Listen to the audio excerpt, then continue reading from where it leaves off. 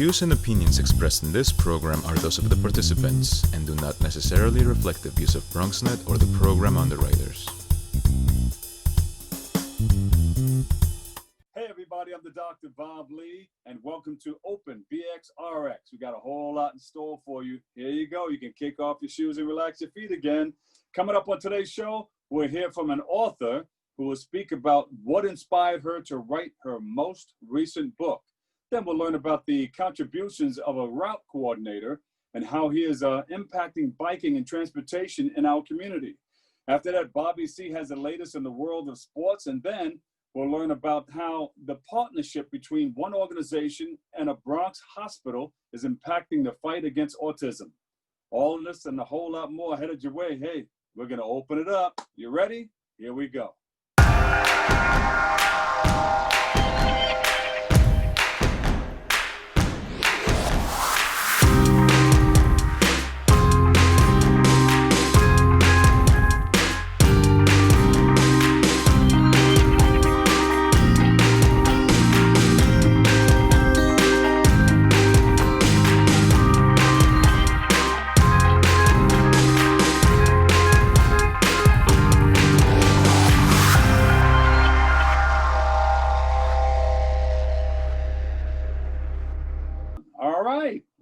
Things off, our first guest is the author of the novel Doin Hair and a contributor to the Bronx Memoir Project, and she joins us to talk about what inspires her passion for writing. We welcome to the show Pauline Binder. Pauline, welcome, welcome, welcome. Thank you, thank you. Now, Pauline, you've been doing this type of work for some time. Tell us about it. Yes, well, I've been writing, ever since I was in high school. I wrote poems and short stories and things like that. Yeah. But then I got into other things. I had my family and other things, and I had a career. So I kind of let it go for a while, and then I started writing again. And for this novel, I started writing it. I think in 98, and it won the first prize at the Bronx County on the Arts. They had a first chapter, so I wrote that chapter. After that, I continued to write. I got an agent, but they were, you know how they are. Well, I do. I do. So fast forward, I joined a writing group at Kingsbridge Library. Yes. And in that library, I met a guy named Ted Mashinsky, and yes. he's the author of, and he said, he had done this. So I said, okay, I will try it. And I had my son and his fiance put it together, and here it is. We published it last year. Yeah, so that's great. So it took some time to do it, but as long as you got the work done. Yes, and I didn't do it, I wasn't writing continuously because I got kind of discouraged after the agent and blah, blah, blah. So, I didn't really, it wasn't like a 20-year, continuous writing. It was. Yeah. What was your biggest motivation in becoming a writer and an author? Well, I see things that I like to write about. I write poetry and just the experiences of life. I'm from Jamaica, and yeah, woman. We yes, man. And we, all those things. I got inspired by the environment and everything. And you're a social worker also? Yes, I was a social worker at Metropolitan Hospital, Wards Island, and I left those jobs to take a job as a training specialist with the Workers' Compensation Board, and then I'm retired now. I'm retired from that. Yeah. So how has all that work in the past helped you in putting together your book? Yes, I think in social work, one of my, it informed my character, like Charlene and Neva. Mm-hmm. Yeah. My work in social work kind of allowed me to see them and to motivate them. And one of the things that they do is, your personal, how they handle personal things, personal, like emotions, their reactions to men, things like that. I could go into it a little deeper, I think, because of my social work background. Yes. And Yeah. so do you have an all-time favorite book that has helped motivate you in the past? Well, the book I really, two books really. Sula by Toni Morrison. Mm-hmm. I read that a while ago, and when I read it, it was so right and so touching. I always remember that book. I don't remember the plot of the book anymore because I read this a long time ago. Yeah, yeah. And the other book is The Prophet. All right. Have you taken anything from those books? Yes. That you, a type of style or anything from those books?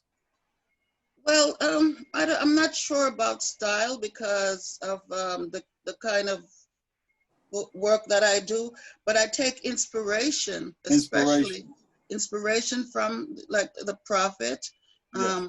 I use a lot of that inspiration in my poetry, and with Toni Morrison, I try to not be like her, but to get inspired by her, the way she writes so vividly, that vividness.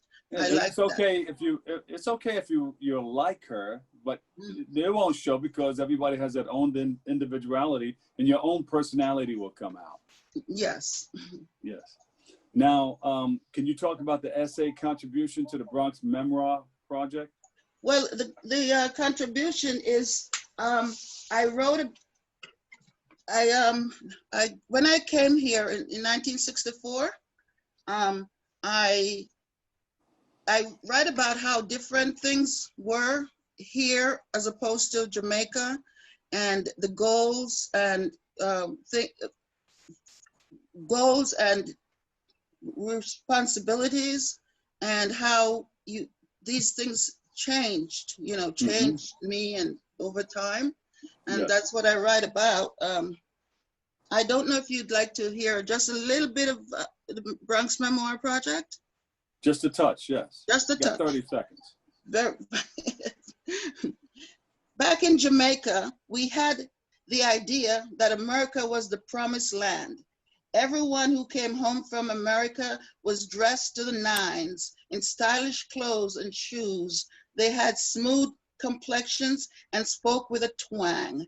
They would give us children a shilling or two after they had changed their American money for Jamaican pounds and shillings.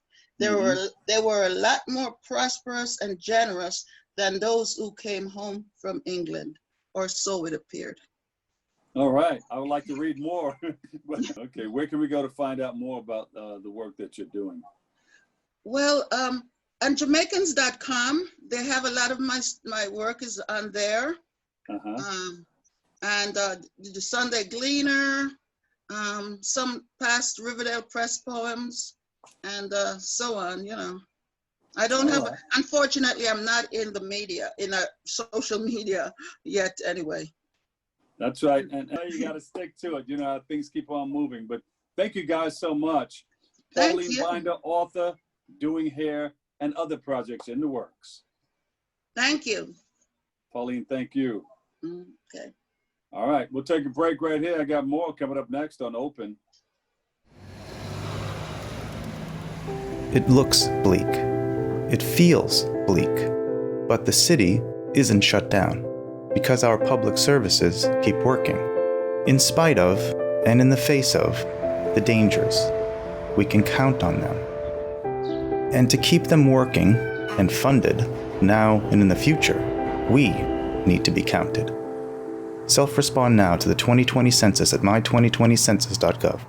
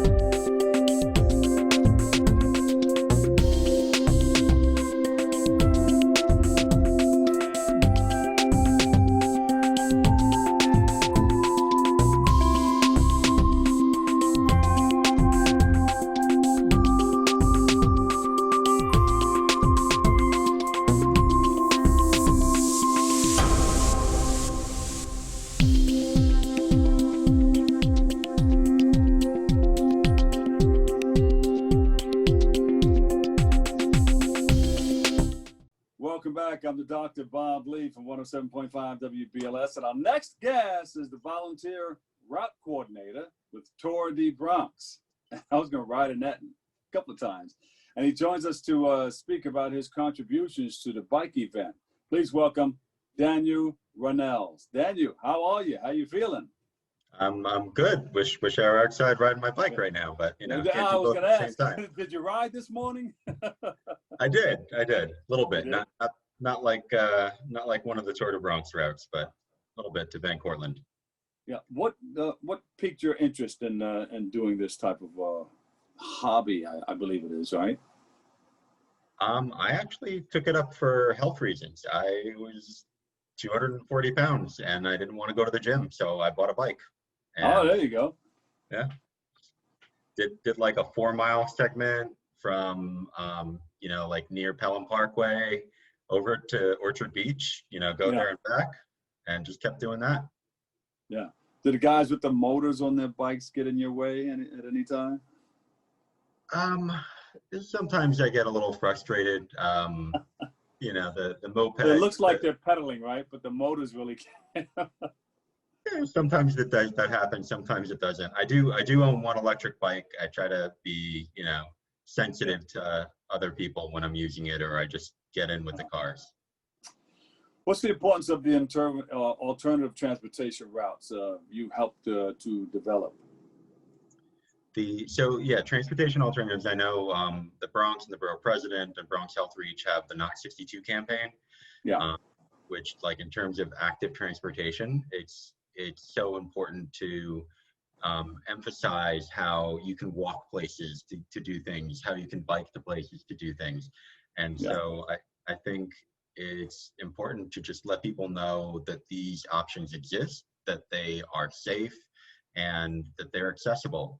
You know, like, not everybody owns a bike, and I know City Bike has started expanding into the South Bronx as far as 167th Street. So I think it's important that people understand all of their options, especially with everything that's going on right now. Yeah. Now, your background is IT? Yeah. I was in charge of the IT department at the Bronx High School of Science, which is probably the reason why I moved to the Bronx, to reduce my commute. So I live up near Lehman College. And, you know, now, you know, I know tech has taken another turn to being super critical for everything. And my experience in that, just it allows me to, you know, send routes, you know, and do the routes and collaborate with people. We've had to move the Transportation Alternatives Volunteer Committee, like, all online, whereas before we would go and meet in person. Yeah. And what helps you to determine those routes? Yes. So I inherited this. I'm going to shout out to Rich Gans, the OG of Tour de Bronx.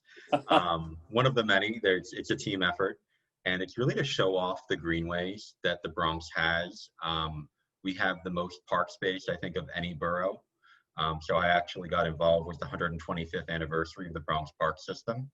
And so we like to highlight, so one of the routes we made was a version of the 40-mile route, which is called 8 Wonders of the Bronx. So we connect to Reynolds Island, just show all the new bike infrastructure that's there.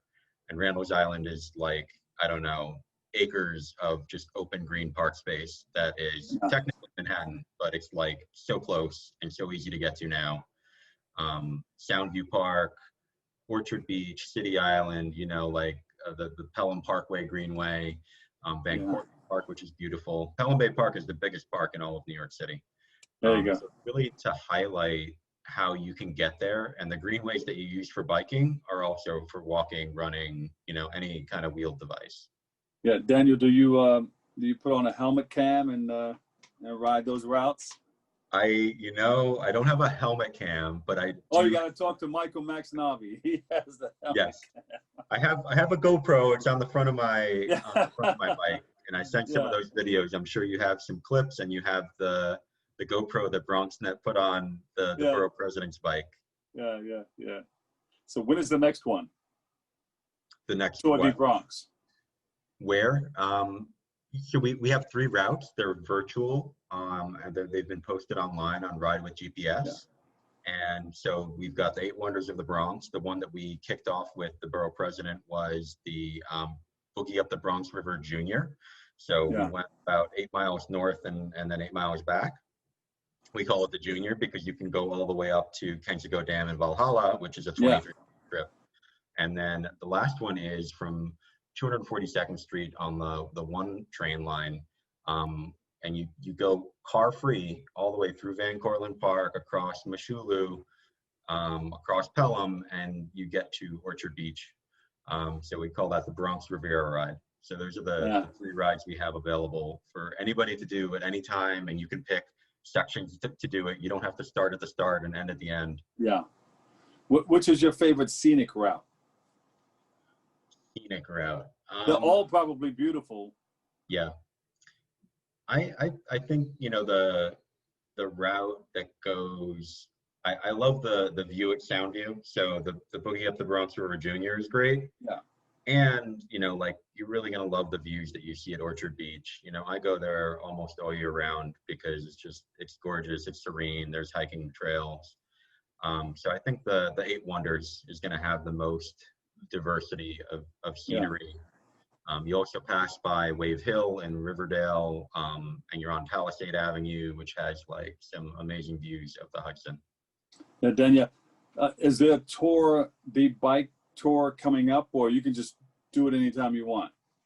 You can do it anytime you want. We want you to start now and really post up your pictures, you know, have a good time. And then I think November 8th, it's going to get wrapped up. And at some point, there'll be a collection of all of the you know, pictures and fun times that everybody had, being, you know, unfortunately or fortunately, socially and physically distant, which is, we want this to be a safe, enjoyable ride. And this was how we saw to do it this year. All right, get my producer, give him some of the information, and I'd like to get my bike, tune it up a little bit, and get out on the trails. Yes, definitely, definitely. Where can we go for more information on this? You can go to the Borough President's Facebook, and the Bronx Tourism Council hosts it. So I will, you know, I think the website's a bit too long. So I would say the Borough President's Facebook has the link for the rides. All right, that sounds good. And when are you getting back out? Right after we get off the air, you're gonna go back out, huh? I'm biking to Wakefield a little bit later to do some outreach. Yeah. So get to go up a hill, 233rd Street. Yeah. Do you also help out with the bike lanes that they have throughout the 5 boroughs? Yes. So I've been a volunteer. When I got involved in biking a couple years later, I worked with the group, the Bronx Volunteer Committee for Transportation Alternatives, and we advocate for safer streets for all users. That's people who walk, people who bike, people who take mass transit, people who drive. And the studies and the research show from this country and all other countries, if you make a road safer for one user, like somebody who's walking, it makes it safer for everybody. And we meet online virtually the 3rd Wednesday of every month, and you can find more information at transalt.org/Bronx, all lowercase. Yeah. Just one more question. Sometimes I sit back and I watch it, you know, and if it's going one way, is that the only way that the bikers can go, and they have to stop at the lights and everything like cars? Sometimes, because sometimes I see people, they go in both ways in that same bike lane, and people get confused. The pedestrian walking off of the sidewalk or coming out of their car, because the car is parked a little bit ways from the curb to allow for the bike lanes. And you walk across thinking that, all right, that bike is coming this way, so I just have to look this way. But a bike can be coming this way too. It depends. Now, you know, you're supposed to go with the flow of traffic. There are one-way bike lanes, just like we have one-way streets, and there are two-way bike lanes, like we have two-way streets. Yeah. So you'll notice, I mean, generally, if they're like the size of, you know, 6 feet, it's a one-way bike lane. And if it's a size of like 10 to 12 feet, it's going to probably be a two-way bike lane. We have both of them in the Bronx. I know on the Grand Concourse, it is a one-way bike lane, so you're going with the flow of traffic. Yeah. And they have arrow indicators also. Yeah. Sometimes I see them going, it's a one-way bike lane, but they're going both ways. And now they have the cargo bikes with little motors on them. So you got to be careful of everything when you're crossing the streets. But yeah, I would love to get out there and be a part of one of the tours. Okay, well, we'll make it happen. You just you'll get my phone number. We'll go off for a ride. You got it. Okay, sounds good. Hey, thank you for all that you do, and continue to lay out the law of the land as far as those bike paths and everything, and those tours. People love them. That's the only land mass right there in the Bronx out of the 5 boroughs. Yes. Everything else is surrounded by water. Everything's an island. Yeah, but thank you so much. And once again, you said I can go to what website to find out more? Bronx Borough President? Yeah, the Bronx Borough President. You can look up the Bronx Tourism Council website as well, and the Transportation Alternatives website, and I'll ask them to put a link up. There you go. Daniel Ranells, thank you so much. Volunteer route coordinator, Tour de Bronx.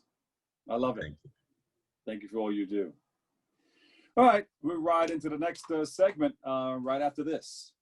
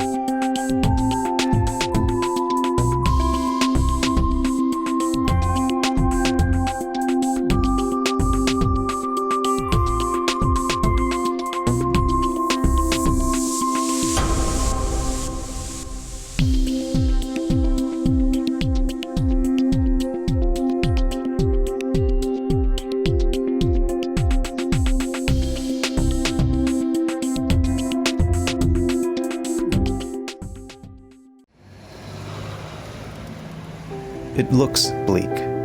It feels bleak. But the city isn't shut down because our public services keep working. In spite of, and in the face of, the dangers, we can count on them. And to keep them working and funded, now and in the future, we need to be counted. Self-respond now to the 2020 census at my2020census.gov.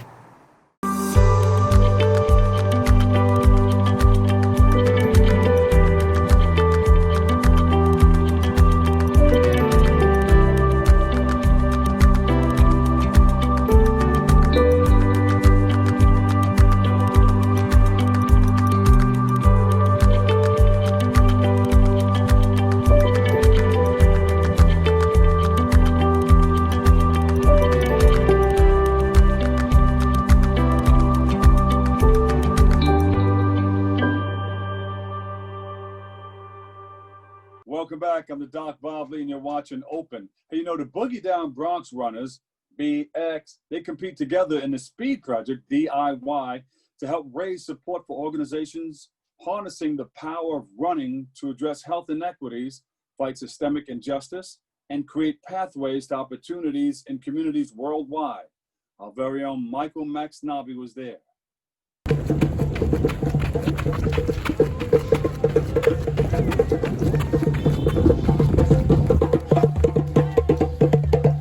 My name is Lenny Grujon, representing Boogie Down Bronx Runners.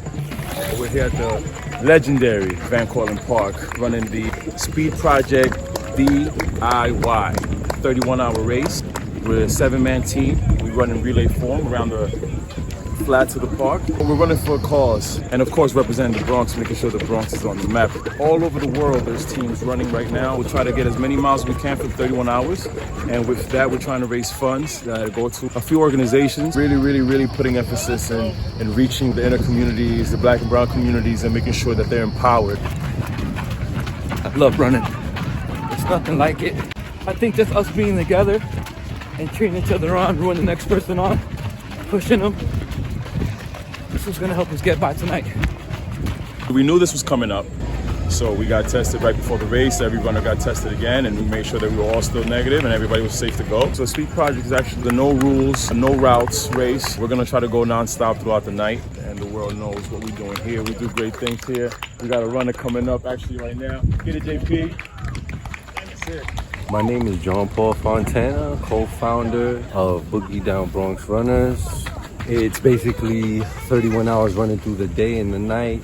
First, we're doing it as a team, as a camaraderie thing. It's such a outrageous race where everything needs to be fine-tuned, where fuel needs to be fine-tuned, sleep, recovery, just to finish, you know, a race of 200 plus miles, you know, in 2 days. This being a virtual race, it's really no spectators, but having a run crew, we always got support. And it's amazing. The running community supports each other. So I was like, I don't know what these guys are eating. I don't know if they're just licking noon tablets. I felt like I needed to contribute for my team to keep them going strong. I've learned that sweet potatoes gives a burst of energy, antioxidants and anti-inflammatory, so slow release energy to give them the fuel that they need to keep going. 7:22 miles. Great flow down. I ran 28, bro. You should be doing 8-minute pace, my man. I'm trying. These legs move themselves sometimes. You ain't gonna have them later. I know. I hope you do. The third lap, I want to say, it started to get dark, and I had to have him throw me my lamp. I got one more. And with the lamp, I was able to kind of just scope the ground ahead of me. Without that, I don't know where I'd be right now. I kept putting the light up in the air because I thought I saw a bat a few times. Getting a little crazy out here now. Coyotes, let's hopefully no bears. Running being sensory, where you hear the sound of your feet, you hear the bats at night chirping, you may hear the wind, the chitter chatter of your head, your thoughts, the doubts telling you, oh, why are you running at this time? But you know, you just gotta drown out doubt. You gotta believe in yourself and know that there's human potential that is always there to go beyond. Coffee, a little Bustelo. Pretty good. Brewed up. It gets brewed up real nice and then gives it a good smell. Yo, Mac, you want some coffee? You gotta put some sugar in there, how you like it. Put some sugar. Anybody else want some coffee? Please. That's actually the secret weapon. The secret weapon is Bustelo. It's espresso. Black. Do some dynamic stretches. Make sure I'm hydrated. Feel good. We're gonna continue running through the night. Uh-huh.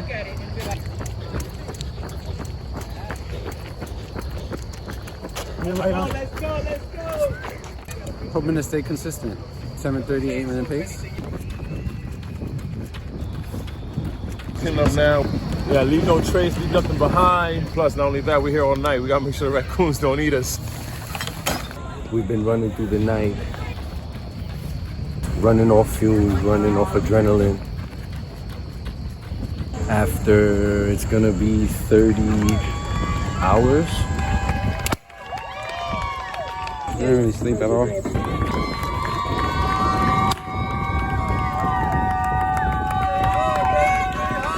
You never know how the body is gonna react physiologically when you're running through the night and trying to recover as you go.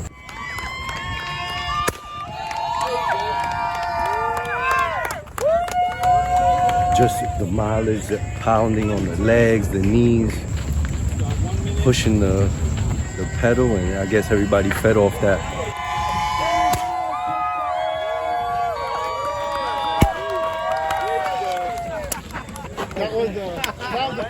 Feels unreal. A year from now, time passes, we're really gonna enjoy that we all went through this, and you know, this is what it's really all about. So, with that said,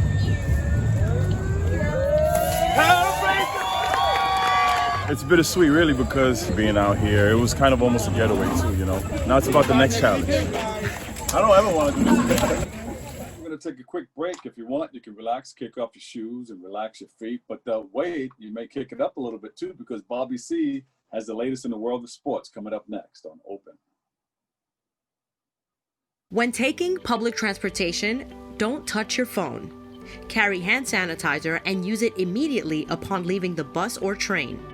Avoid touching your face. If someone is coughing or sneezing, move away. Wash your hands with soap and water as soon as possible. Limit contact with poles. If possible, avoid rush hour.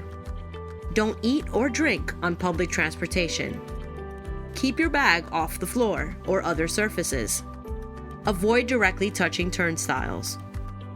Stay up to date with the latest from your local health department and CDC.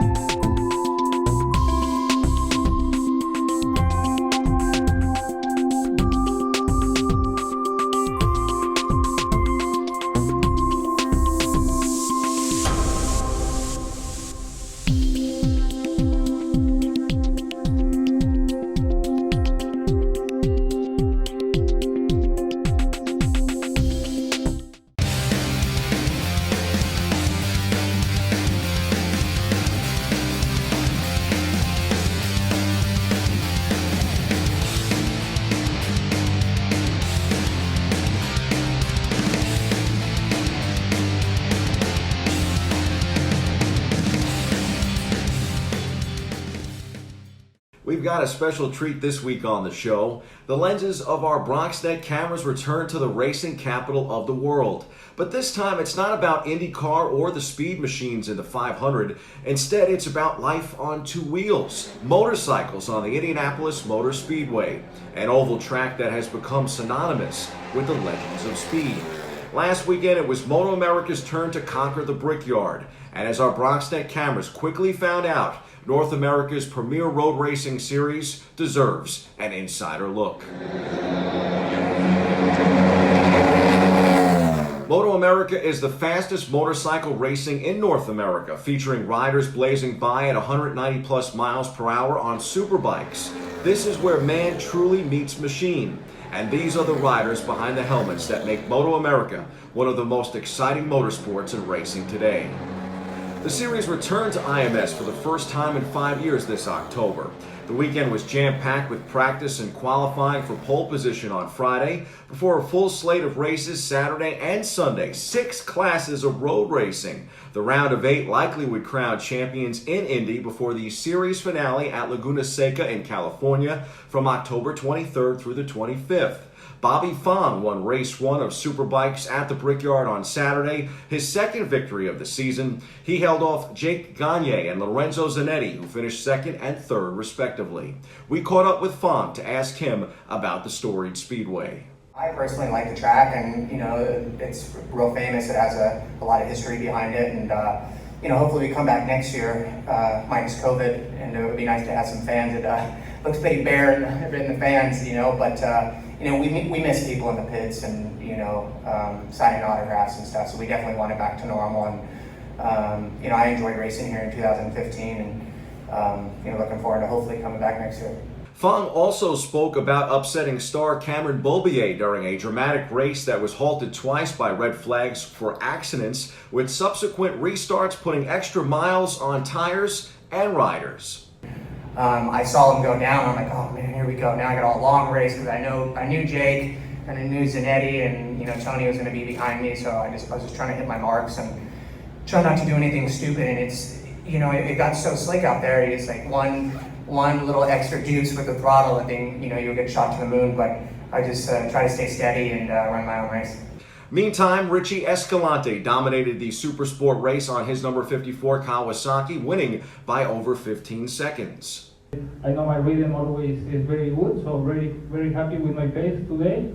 Just maybe working a little bit more for tomorrow and enjoy more. The Fong and Zanetti show continued on Sunday. The 2-1 Superbike races, but no good Moto America fan would count out Cameron Beaubier. They know better. Cameron rode away from Indy with his 5th Superbike championship on Sunday.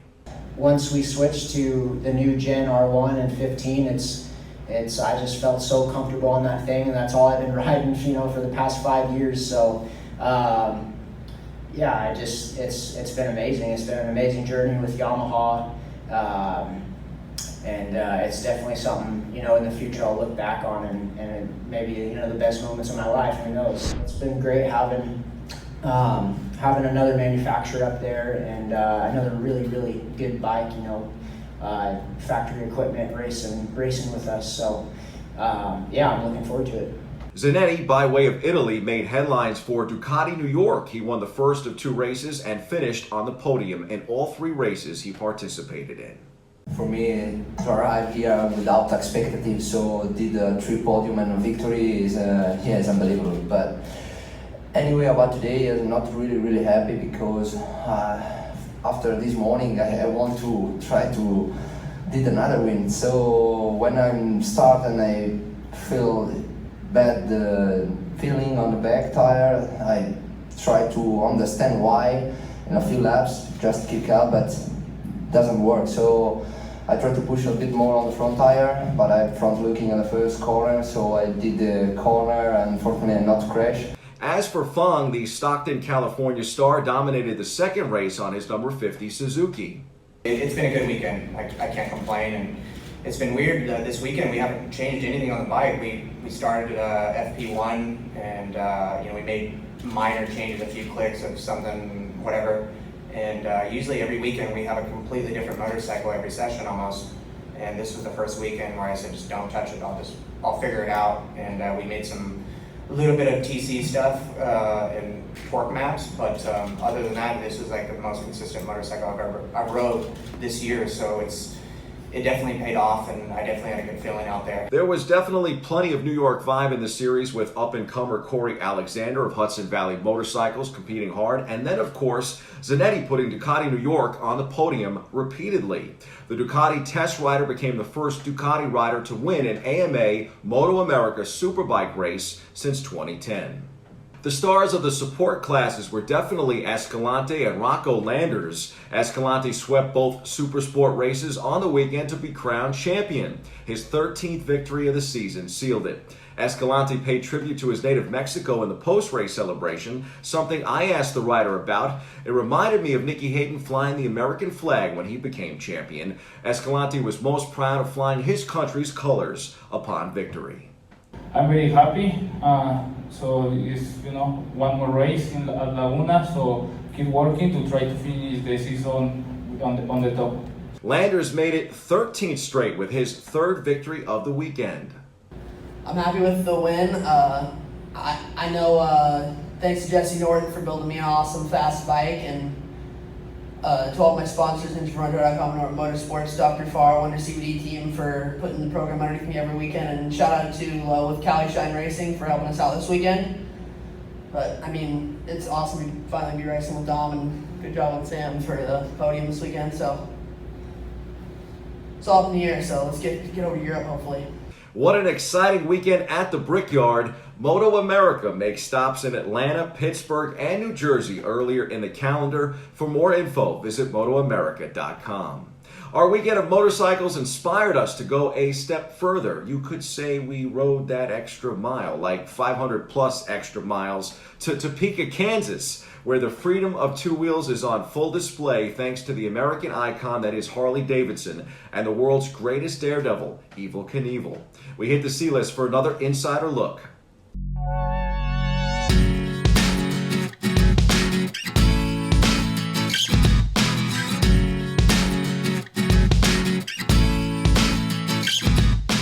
The Evel Knievel Museum at historic Harley-Davidson in Topeka, Kansas is a must-see for any motorcycle fan, near or far, and for that matter, any fan of the American spirit. The essence of the museum will speak to even those that have never rode a motorcycle. The two-floor Evel Knievel Museum showcases an incredible collection of authentic artifacts that belong to the most legendary, death-defying daredevil of all time.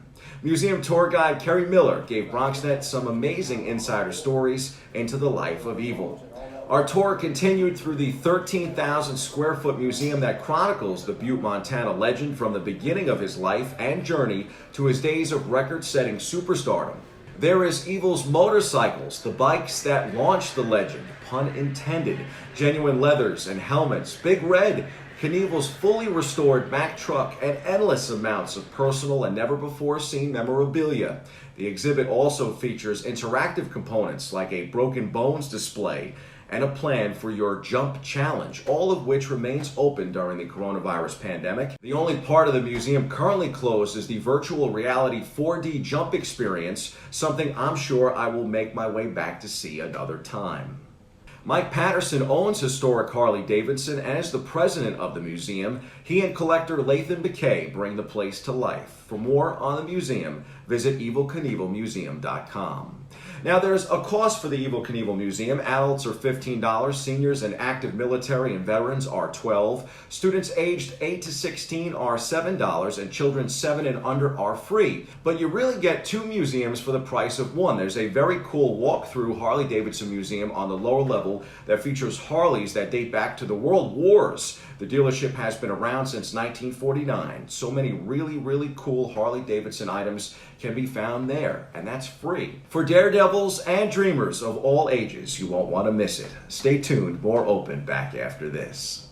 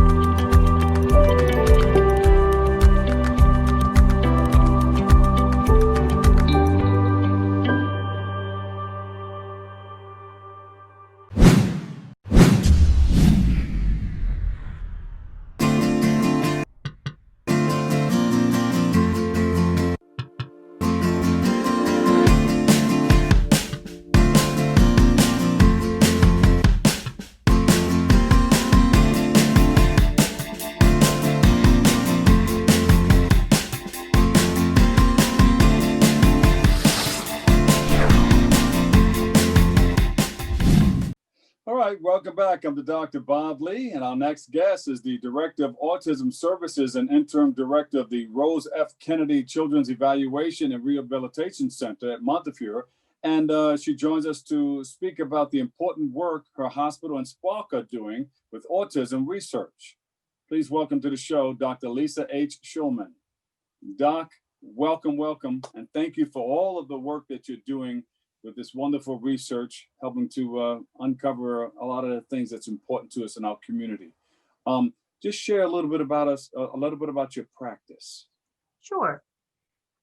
So what I like to say is I'm the interim director of the Rose F. Kennedy Center, but I'm a real lifer when it comes to having worked here for the past 30 years.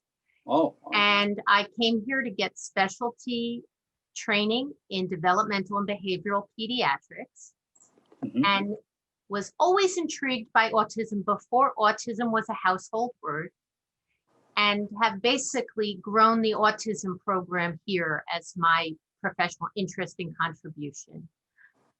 So this is a center that serves about 8,000 children through adults with developmental disabilities. It's called the Rose F. Kennedy Children's Evaluation and Rehabilitation Center. And we diagnose children and we treat them and we do medical evaluations to make sure we understand all of their needs related to their development. Yes. As a developmental pediatrician, I'm uniquely qualified and interested to understand both the medical aspects of autism and the educational and therapeutic aspects. Training in developmental pediatrics makes you comfortable in both the medical world and the educational world. And so when parents come in and we do our diagnostic evaluation because there's concern the child isn't walking, the child isn't talking, isn't socializing, has unusual behaviors, and the outcome is autism, the next question inevitably is, what do we need to do to help our child have the best outcome? Yes. And to date, for the 2,000 children we follow with autism, the answer is usually the following therapies, the following educational setting, that most of the treatments for autism are educational and therapies. And when we think about, well, how do we take things to the next level? Autism feels very medical. Are there medical causes that we can identify? Because understanding what causes something medically points us in the direction of how to treat it medically. Yeah, and dealing with the spectrums, you have a way to deal with the different types of different spectrums within what you're doing, within your research. So I'm mainly a clinician. I want to get that out there. And yes, we have strategies in education and therapeutic services like social skills, behavioral interventions, medications, to help children with autism have the best outcome. But the question of what caused the autism to begin with is the way forward to ultimately, in the future, understanding, is there a medical treatment? Like we know what causes heart problems, or what may be the abnormality that caused a type of cancer. And that's how we offer medical treatments. Doctor, can we pinpoint? Go ahead. But for autism, we haven't been there yet. And so what's exciting about these times in general is the explosion of genetics. So every time a genetic abnormality is found, and as genetic testing itself has gotten more sophisticated, smaller and smaller little extra pieces or missing pieces of the genome can be found, typos in the genome can be found, and genes code for proteins. So going back to high school biology, you have an abnormality in your genes, you have an abnormality in the protein that results. Sometimes the protein doesn't even form. Sometimes the protein doesn't work. And so a lot of the treatments medically that we have for different conditions start with understanding what is the mutation, what protein is affected, and how do we get around that? By either making a new synthetic protein or by fixing that abnormality in some other way or bypassing it. And now the genetics of autism is coming front and center. Yeah. Can you tell us about your collaboration with Spark? Okay, so the idea is that it wasn't long ago that the autism community was saying, we want to find the cause of autism. And we laughed because we knew autism is very complicated. As you pointed out, the spectrum is wide. The clinical manifestations and presentations are very diverse. And of course, there are many, many, many causes of autism, but the majority are genetic.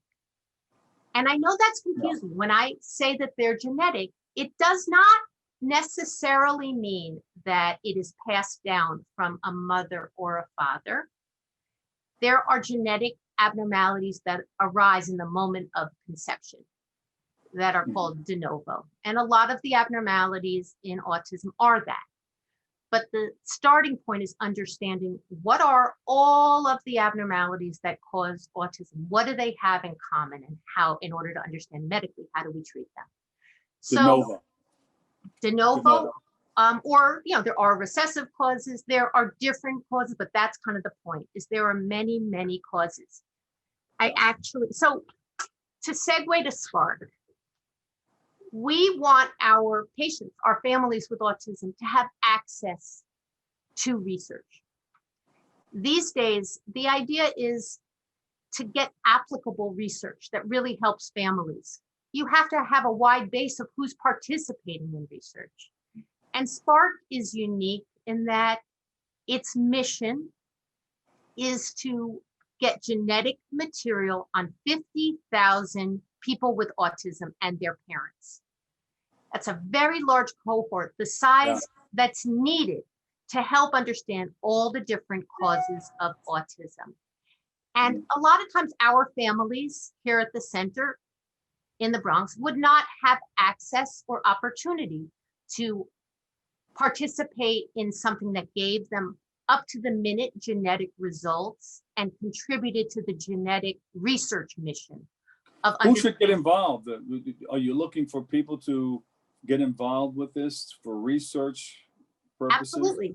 So anyone who, our goal is to help with the Spark mission to get 50,000 people with autism, often children, but can be adults and their parents, to contribute to the database that allows us to understand causes of autism and ultimately treatments. And so to participate in this program is something that's open to anyone with a clinical diagnosis of autism. It does not involve coming in person, but this is something that can be accessed completely virtually through a link, sparkforautism.org/NYC. Many of our participants in the research come here to the center, the Rose F. Kennedy Center. They are our patients. They get their clinical diagnosis, care, get therapies here. And as part of the program of services we offer is this genetic testing. Yeah. Did you say you're looking for 50,000 people for this to be a complete research? Did I get it wrong? That this is a national research effort. So we're not, as an institution, seeking or expecting to get 50,000, but we want to give this opportunity to our families and contribute to this important cause and endeavor. And we want to make sure families in the Bronx with children or adults with autism understand this opportunity. The other nice thing about it is that it gets the genetic sample through saliva. So for those of you afraid of blood draws, it's not an issue. I know they're calling you right now, but I'll keep you for about another 30 seconds, and you can just tell us what you need and what type of information that you can give us to go and find out how to get involved in what you're doing. Okay, so thank you, Dr. Bob Lee, for this opportunity. We are very grateful. We want to get the word out there about Spark to our Bronx community. If you have a family member with autism, friend, colleague, someone in your community, and want to contribute to the research effort and also find out more about the genetics of autism for your child, the way to find out more and sign up is Spark, SPARK for autism.org/NYC. And here at the Rose F. Kennedy Center, again, this is a diagnostic and treatment program for children with all developmental disabilities, and we are happy to see your child. The referral number is 718-430-8500, and that would give you access to not only Spark, but the opportunity to have clinical care here as well. And Doctor, thank you so much. You have your mask? Yeah. There you go. I know you, when you first came on, you were busy at work and you just took it off to do this. Thank you. We appreciate you. We never closed. So this is our community too. So Dr. Lisa D. Shulman, thank you. She's the interim director of the Rose F. Kennedy Children's Evaluation and Rehabilitation Center at Montefiore. We thank you so much. And we appreciate all that you're doing in this type of work. It's important. And our community needs to know and be a part of it. Thank you, thank you, thank you. We have an attitude of gratitude. Thank you, Dr. Bob. Oh, wow. It's funny how time flies when we're having fun. We go like this. We do this all the time. Unfortunately, it's all the time we have for today's show. And I want to thank you, our guests, for joining us and our viewers for tuning in and checking it all out. You can follow us on BronxNet TV for continued coverage. Thank you, thank you, thank you. And thank you for letting me share in this space and time with you. You can join our host, Darren Jaime, Wednesdays for a new episode of Open. But always remember this, what you are is God's gift to you, and what you make of yourself is your gift to God. So choose your choice and let your choice control the chooser. And remember, whether you say you can or you can't, either way, you're right. So say you can. I'm the Dr. Bob Lee. I'll see you on the radio over 107.5 WBLS. From all of us here at BronxNet TV, have a great and enjoyable day. We love you all. Peace.